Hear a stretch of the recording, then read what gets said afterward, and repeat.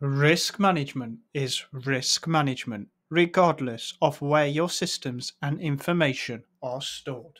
Risk management in a cloud environment must include the service models and deployment models, because these models impact the shared responsibilities inherent to cloud services. In this video, we shall discuss the effects of service and deployment models in terms of cloud shared responsibilities and their associated risk management. A key exam note: remember that moving to the cloud doesn't change your risk tolerance, it just changes how risk is managed. Now, to understand the shared responsibility model, we first have to look at who is generally responsible for managing components from both the service model and deployment model perspectives. As again, these models are important for the cloud risk management, as they directly impact the shared responsibilities inherent to cloud services. We shall explore this point in more detail by looking at the impact on service models, and then we'll look at the impact on deployment models in terms of governance and risk management. So, service model effects. The service model will give you a high-level view of shared responsibilities, with the general rule of thumb being the more functionality the cloud supplier provides, the more the cloud supplier will be responsible for all facets of information security. So, what are the cloud service models? Well, there are three, starting with software as a service, aka SaaS, which is essentially renting a turnkey application from the cloud provider, meaning the provider has most the responsibility. Whereas in the next service model, platform as a service, PaaS, the responsibility shifts more towards the customer/consumer regarding some security configurations. However, the underlying platform sits with the provider, which leads us to the third service model, known as infrastructure as a service, IaaS, which is the closest model to a traditional data center, meaning the customer has most the responsibility to configure controls, usually through the orchestration and management layers supplied by the cloud provider. You also have to make an informed decision based on the cloud provider's management of the underlying infrastructure, e.g. the virtual hypervisor layer and isolation processes. Important technical keynote: please remember the security responsibility shifts based on the service model per the Cloud Security Alliance, where the SaaS model is the most outsourced to the provider.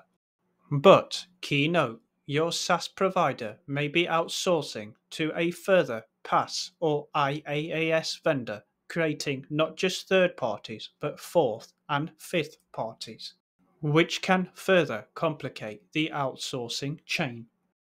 Moving on to the cloud deployment model effects, which is based on the ownership and management of the infrastructure, as well as the trust level of other tenants on the same platform.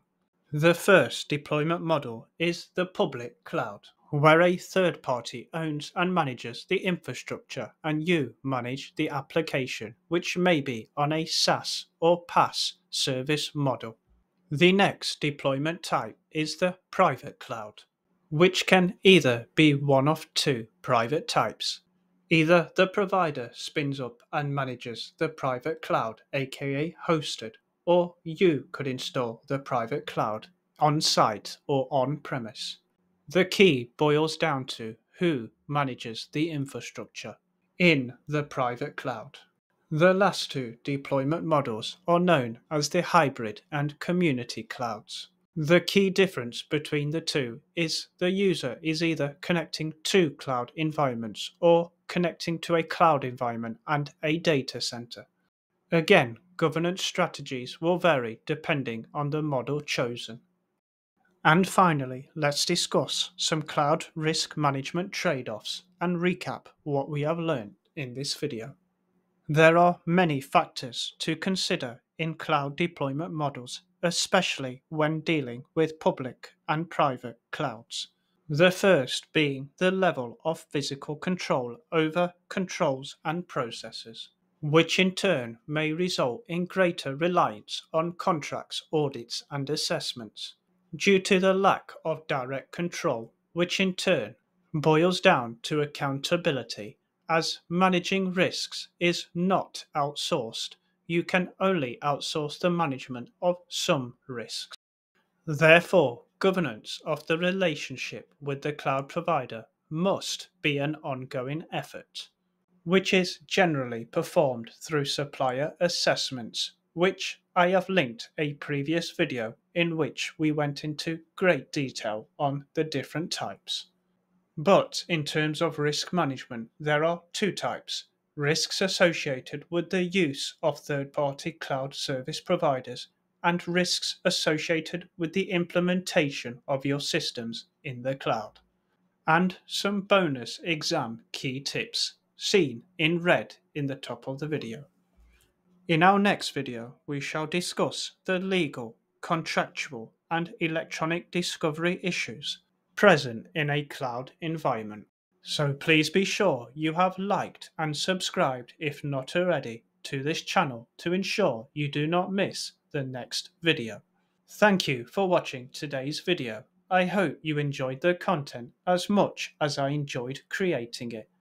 And a quick shout out to all our fantastic subscribers who have helped this channel grow considerably in the last 2 months alone. Your support is greatly appreciated and very humbling.